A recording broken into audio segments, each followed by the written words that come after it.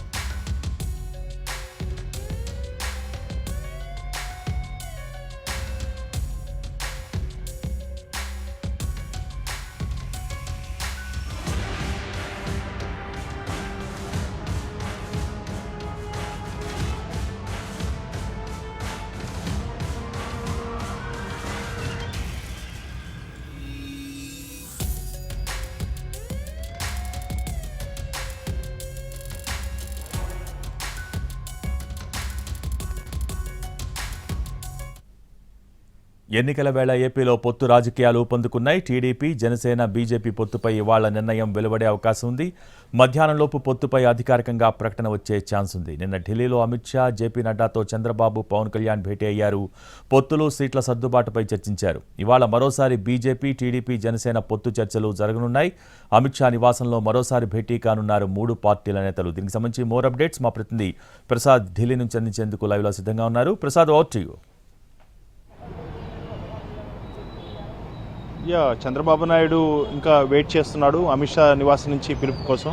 అమిత్ షా నివాసంలో మరొకసారి భారతీయ జనతా పార్టీ జాతీయ అధ్యక్షుడు జేపీ నడ్డా, అదేవిధంగా టీడీపీ జాతీయ అధ్యక్షుడు చంద్రబాబు నాయుడు, జనసేన నేత పవన్ కళ్యాణ్ నలుగురు కూడా కలిసి కూర్చొని అమిత్ షా సమక్షంలో చర్చలు జరపబోతున్నారు. ప్రధానంగా ఏ స్థానాల్లో పోటీ చేయాలన్న అంశంపైనే ఇంకా కొద్దిపాటి స్పష్టత రావాల్సి ఉన్నట్టుగా పార్టీ వర్గాల నుంచి అంతరం సమాచారం బట్టి తెలుస్తుంది.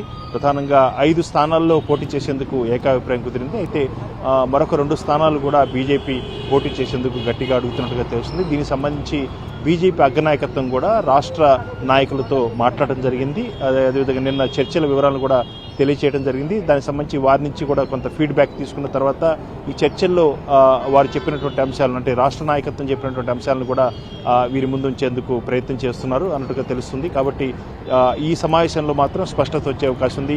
పొత్తు మాత్రం దాదాపు ఖరారైంది. అందరూ కలిసే పోటీ చేయాలని చెప్పి నిర్ణయానికి రావడం జరిగింది.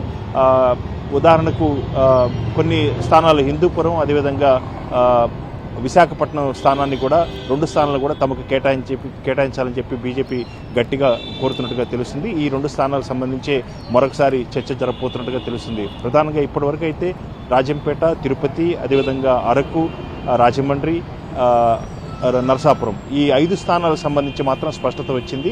ఏలూరు స్థానం కూడా అడుగుతున్నప్పటికీ కూడా ఏలూరు స్థానాన్ని టీడీపీ ఇచ్చేందుకు అంత సుముఖంగా కనిపించట్లుగా తెలుస్తుంది. కేవలం మరొక 2 స్థానాల్లో విశాఖపట్నం, అదేవిధంగా విజయవాడ, లేకపోతే హిందూపురం ఈ 3 స్థానాల్లో ఏదో ఒక 2 స్థానాల్లో పోటీ చేసేందుకు ఆసక్తిని చూపిస్తుంది బీజేపీ.